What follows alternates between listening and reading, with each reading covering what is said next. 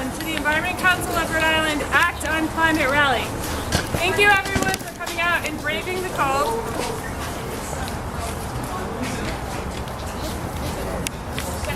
Is that better? Oh, yeah. Okay. Thanks everyone for coming to the Environment Council of Rhode Island Act on Climate Rally. Thanks The Environment Council of Rhode Island is a coalition of over 60 environmental groups and individuals in Rhode Island.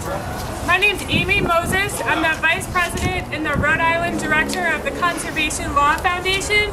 We've been working for over 50 years to protect New England's environment. We're here today to act on climate. Climate change is an emergency. It affects all aspects of our lives, and it is here today, right now. We need our state to take comprehensive action and reduce carbon emissions. When it comes to the environment, the federal government is doing more harm than good. That leaves it to the states to step it up, and we need the ocean state to do more. That's right. Woo! Sometimes climate change seems like an overwhelming challenge, but today you can take action and do 3 specific things to act on climate. First, we're going to hear from experts on 3 matters: straws, transportation, and the Global Warming Solutions Act. Since it's cold, no one is going to talk for too long. First up, we're going to talk about straws. Straws are really small, but they embody all the big problems with single-use plastics. They are polluting from cradle to grave, they live on for years and years, and they're damaging to our environment, especially marine animals. First up to talk about straws will be Senate Majority Leader Michael McCaffrey. On his own initiative, he put in an Ask First Straw bill that requires restaurants to ask you first if you want a straw. This is an important first step in tackling plastics. I've had the pleasure of working with Majority Leader McCaffrey, and when he cares about an issue, he digs deep, he sticks to it, and he makes sure his bills become law. So we hope this is the first of many bills Majority Leader McCaffrey puts in to help us break free from plastic. Thank you, Amy. It's certainly an honor and a pleasure to be here this afternoon for this event. I would be remiss, we do have Senator Oyer here. We have Representative Bennett and Representative Lajewski also present. And in the city of Warwick, we have 39 miles of coastline in the city of Warwick. Whether you're in Connecticut Point or Salter Grove or down at Oakland Beach, there's coastline. And over the years, I've attended a number of cleanups. And one of the items that always seems to appear is the straws. The straws are washing ashore. They're left behind by people at the parks and things of that nature. And last fall, I was reading one of the legislative books we get that show what legislation other states have passed. And California recently passed legislation along these lines. And I hope that the legislation passed, and I know most of you here have seen the turtle with the straw in its nose, and those are the side effects of when the straws are left on the beaches or in the parks and things of that nature. But once again, I want to thank Amy for inviting me here today, and I know that when the hearings on these bills comes up, you'll be there to support us and help push these bills over the finish line. And thank you very much. Thanks, Leader McCaffrey. Next up, we have John Berard, the Rhode Island Director of Clean Water Action. He's a plastics guru. He co-chaired the Governor's Plastics Task Force. If you've spent time with John, you know he carries around containers of water with him. It's water he got in Narragansett Bay. And what's in that water? There's plastic, and there's a lot of it. Here's John. Thanks, Amy. And I have those jars, and I can show them to you later if you'd really like to see. So you may be asking, what do plastic straws have to do with climate change? This is a climate rally. The answer is a lot. Plastic production is an extractive business that depends on fossil fuels like fracked natural gas and oil. Plastics are made from these petrochemicals, and as we turn towards renewable energy, electric vehicles, and other measures to reduce our carbon emissions, the fossil fuel and chemical industries will seek new ways to keep their profit margins high. They need a product for all of the raw material that they want to continue to produce, and they have set their sights on plastic. Industry analysts predict that global plastic production will increase to somewhere between 3 and 4 times the amount produced today by 2050. It is not coincidental that scientists estimate that by that same year, if we continue down our projected path, there will be more plastic by weight in the ocean than marine life. This problem of marine plastic debris is not something that happens just in Southeast Asia or in the middle of some swirling garbage gyre in the middle of the ocean. We are seeing it right here in Narragansett Bay. 2 summers ago, we sampled the bay from the hurricane barrier to Newport Harbor to see if microplastics were an issue in our state waters. As we emptied our first sample into the sifting tray, it came out like cranberry sauce out of a can. The reason? There were tens of thousands of larval crabs crammed into our cylindrical collection container. A colleague from Save the Bay remarked that that's a sign of a healthy bay, and it was. But as we began to pull apart that mass of crustaceans, we began to pick out pieces of the bay's newest threat, microplastics, among all of that bioactivity. We found microplastics in every single sample we collected. We cannot continue to rely solely on end-of-pipe solutions like recycling to move us past our plastic pollution problem, nor will we be able to meet our local, national, or global climate goals if we continue our pattern of reliance on convenient, single-use plastics. Instead, we must stop pollution at its source, which is what this bill does. It requires businesses and customers to stop a minute and think about their decisions. Prohibiting the unsolicited distribution of straws will not solve our plastic problem, but it is a very good and very important first step. So thank you, Leader McCaffrey and Chair Bennett, for your early leadership on these important efforts to break free from plastic.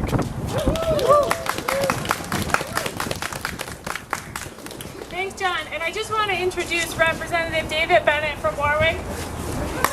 He's the new chairman of the House Environment Committee, and he's the sponsor of the straw bill on the House side. He cares about the environment a lot personally. He's an avid outdoorsman, and we're really grateful that you're here today, Chairman. Thank you. Now we're going to turn to transportation. As many of you know, recently the State Department of Transportation announced it was going to take $27 million away from funding bike and pedestrian projects. Folks spoke out against that bad plan, and that is being reconsidered. Unfortunately, we are not out of the woods yet, and we need to keep up the pressure. Here today to talk more about transportation is Sarah Mitchell. She's chair of the Rhode Island Bicycle Coalition.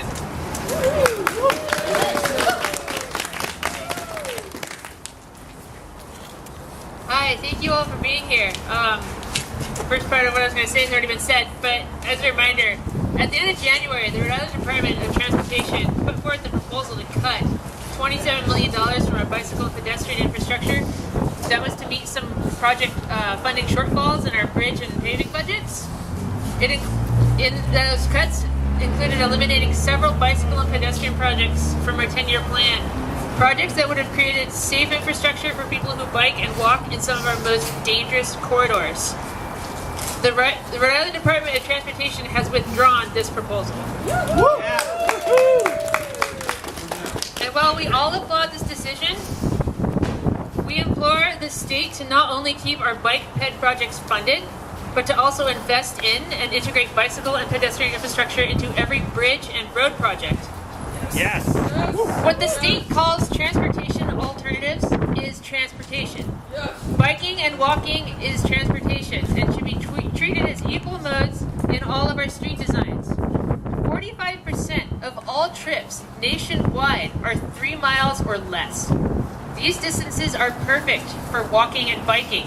However, we overwhelmingly choose to make these trips by car because biking and walking does not feel safe in our communities. Complete streets are streets designed for all modes. Integrating protected bicycle lanes and sidewalks into the fabric of our cities to connect people from where they live to where they work and play will not only make it safer for people to walk and bike, it will improve our quality of life, reduce emissions, improve public health, and decrease congestion in our cities. The single largest contributor to emissions today is our transportation network, a network that favors traveling by car more than any other mode. While electric vehicles are a vital component in reducing emissions, it will be decades before we see them replace our traditional fossil fuel powered vehicles. Bicycle and pedestrian infrastructure can be built now, and it is one of our most powerful tools in the fight to reduce emissions.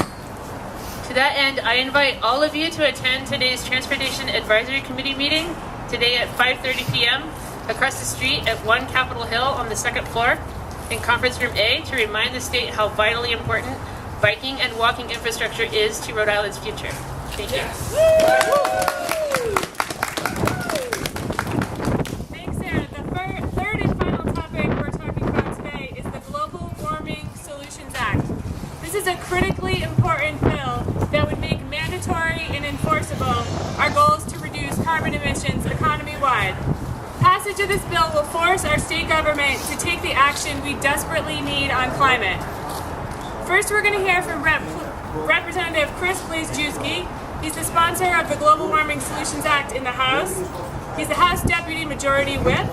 He's long been a champion of social justice causes, and we're thrilled that he's taking on climate change in the House this year. Thank you very much, Amy. And it may be a cold and snowy day in February, but that is the perfect day to remember that 5 of the warmest 5 years in human history were the last 5 years. And that 18 of the 19 warmest years in human recorded history have been since 2001. We need to take action on the climate change and global warming, and I'm so proud to be sponsoring this piece of legislation that will work to have mandatory requirements in Rhode Island to meet those goals. I'd like to thank, of course, my Senate colleague, Senator Dawn Oyer. She's a tremendous advocate for the environment and a great colleague to work with. I'm excited to work on this with her. I'd like to also thank my co-sponsors, Representative Lauren Carson, Representative Art Handy, Representative Joe Solomon, and Representative Stephen Ucci. They are been supporters of this legislation and look forward to working on it as well. And all of you, it's so important for the people of the state of Rhode Island and activists to get involved and demand climate change response in Rhode Island. I'm so happy to see you all here on this cold day as a community to work on this issue. So thank you so much, Amy, for the time. Thank you. Thanks. Now we're going to hear from State Senator Dawn Oyer from Newport. This is her second year championing climate change. Her community is in many ways on the front lines, and we're thrilled to have her leading the climate change charge in the Senate. Thank you, and thank you all for coming and standing outside on a cold day. I will try to be brief. I often think about climate change and think about how do you explain the urgency of a situation facing our community that's really like a slow-rolling disaster. The impacts have been popping up. They've been happening. It's not coming, it's here. I appreciate all of your support and all of your advocacy on this important issue because it truly is a critical emergency that we are facing. Rhode Island has 384 miles of coastline that will be moving inland as the seas rise. My community in Newport and Jamestown, our waterfront economy is dependent on holding the line on climate change, on mitigating what we can and making sure that climate change doesn't hit the worst predictions possible. We need to stop talking about it, we need to stop reporting on it, and we need to start acting on it. The Global Warming Solution Act is a common sense. It's the common sense next step to really take action on climate. We have set our carbon reduction goals in Rhode Island, and it's time to make them mandatory, and it's time to make them enforceable. I look forward to working with all of you, with my House sponsor, Chris Blazejewski, and helping get this across the finish line. Thank you all so much. Thanks so much. Next up, we have Lauren Monis from Sunrise, Rhode Island. She's a national leader in the Sunrise movement. I'm sure you've heard about the Green New Deal that has taken the country by storm. We're thrilled to have Lauren here in Rhode Island. She's a student at Brown, and she is putting her skills to work to get Rhode Island state government to act on climate. Thank you, Amy. Hi everyone, like Amy said, my name is Lauren Monis. I'm 21 years old and I'm an organizer with Sunrise, Rhode Island. I grew up in Palm Springs, Florida, a small town that sits between 3 large bodies of water, namely the Atlantic Ocean. I grew up in a stable, safe home with clean air to breathe and clean water to drink, and I'm immensely grateful for those privileges, which should be rights. But every year, this reality that I grew up with became more threatened as climate change fueled hurricanes and algae blooms ravaged my community every single summer. In high school, I began to make the connection between this increasingly intense destruction I was witnessing, climate change, which I was learning about, and the influence of fossil fuel executives on my elected officials. When I moved to Rhode Island for college, I thought I would be safe from the impacts of climate change because I was no longer living in a notoriously vulnerable, notoriously red, notoriously sinking Florida. But unfortunately, through studying environmental science and showing up to community events like events with no LNG and PVD, I was quickly awakened to the present and tangible impacts of climate change, as well as to the unfortunately familiar political inaction right here in Rhode Island.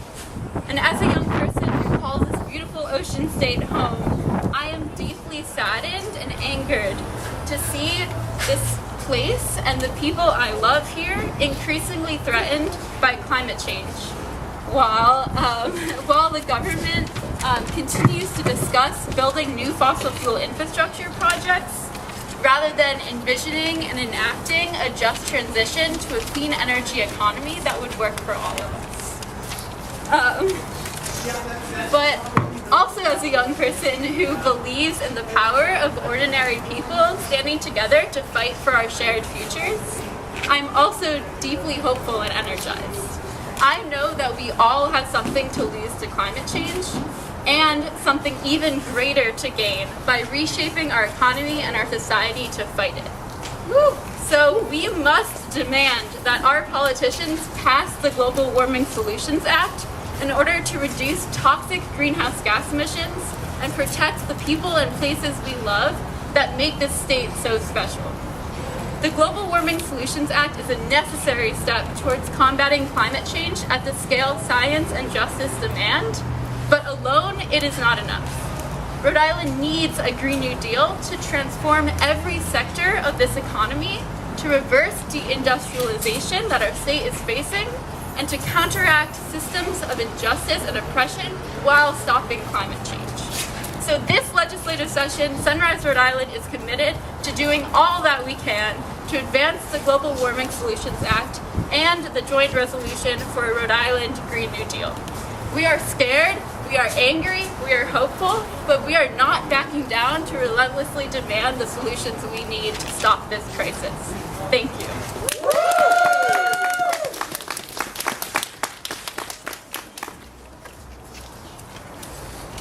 Thanks so much, Lauren, and I want to recognize Representative Tabone, who is there from Pawtucket. Thanks so much for joining us. So we've talked about plastics, we've talked about transportation, we've talked about carbon emissions. They all have critical connections to climate change, and we can take action today on all three.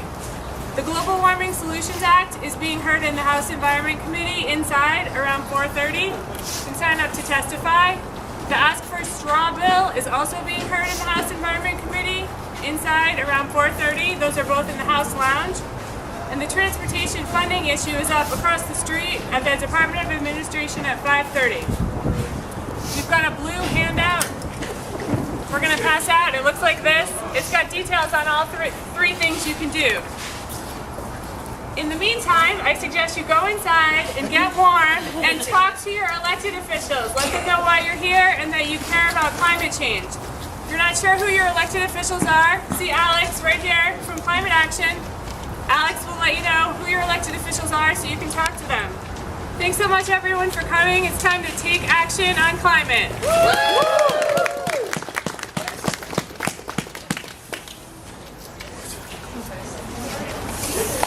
We need to stack the flyers.